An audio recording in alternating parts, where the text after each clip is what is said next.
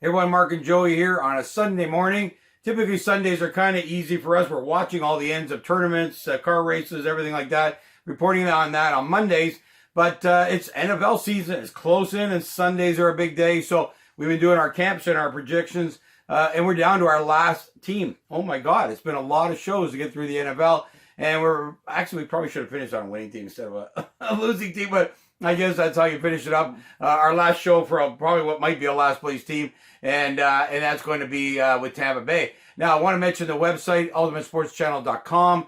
On there, you see a great big sports feed of every story going on. You also see where we're located, you can watch us or listen to us. We please ask you to subscribe. We've gotten all of our videos now onto YouTube as well, so subscribe there. Get the videos coming out to you every day. Whatever channel you're listening to, subscribe or follow, whatever their model is.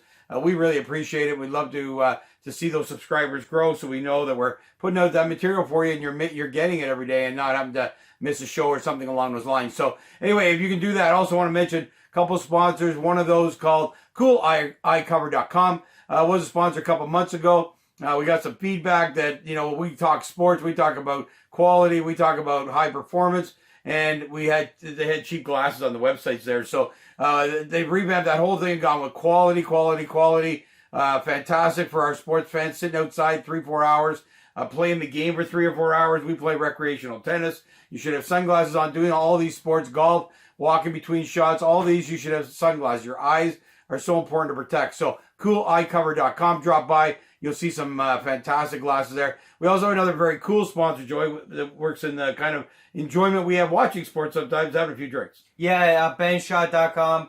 Benshot gets these cool glasses, beer mugs, coffee, all that stuff, and they put, stuff in it. Basically what they do is create like a little bullet and a golf ball, bullet, stuff like that. A billiards ball, yeah, all kinds of stuff. All cool stuff, and it's also on our website. So just go to ultimatesportschannel.com. You'll see it all. All right, well, let's get on to why we're here, which is the NFL camp and the last team, Tampa Bay. We don't hold out much hope for them, but there is some interesting parts of this team that, like those teams that you don't think are going to be that good that could turn the other way. First of all, coaching change, and Bruce Arians is now the coach there. I still don't think it's going to matter right now. I think it's more for the future. 2-3 years away, I don't see them with, New Orleans again.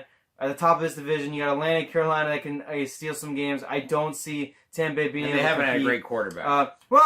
Jameis Winston is talented, yes, but he's horrible at decision making. First of all, he throws a ton of interceptions. He's undisciplined. He gets in trouble off the field a lot. So can Bruce Arians maybe find a way to make that a better situation? I think he can. I think he has to. Otherwise, they got to consider moving on. We've talked about this.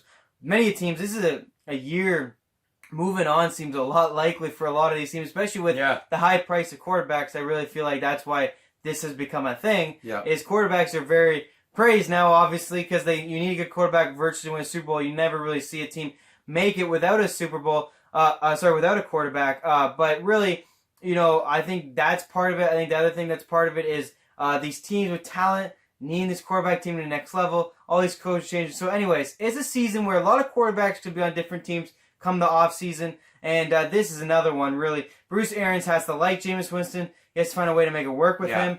Otherwise, they need to get rid of him. The drama on this team has not been very good. They always have problems with their personnel. But Bruce Arians has been a good coach. I think a touch overrated for me. Yeah, he's in Arizona with Carson Palmer. Couldn't get it done.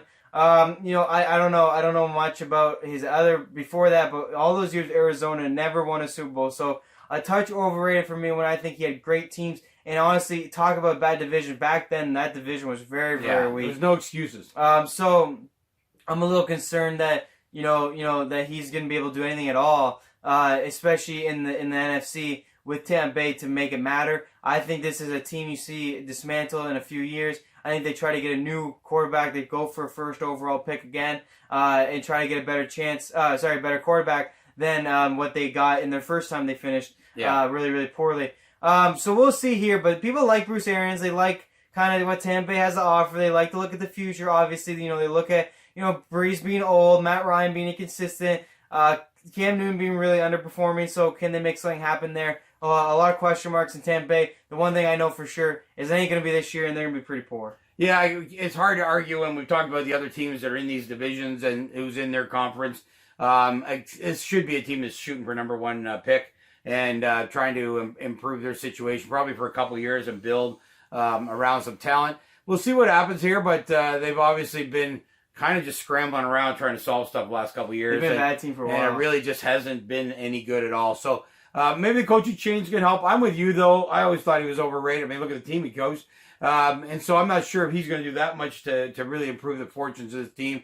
And they did nothing in the off season that really changes their fortunes either. So, I mean, this is really a team. They actually lost to Sean Jackson to Philly again, which is their deep weapon. You know, Mike Evans is a great receiver, underused, and really unfortunate situation for him, although I'm sure he's not mad about the money. Yeah. But, you know, he's not on a winning team when he could be. He could go to a team with a great quarterback and honestly be maybe considered one of the best in the league for sure. He's considered one of the best in the league, but you know what I mean. Like, I'm talking about, like, Antonio Brown's status. Like, if you went to a quarterback like that, you know, with Big Ben or Brady or Mahomes, you know, he'd be at that level of receiver. He's that good and really just a bad quarterback. You know, defense isn't very good. The offensive line is really poor. If I'm going to give Jameis Winston anything, it's that his offensive line sucks. So he is under a lot of pressure a lot. So I'll give him a bit of a break there. But really, he just throws too many interceptions.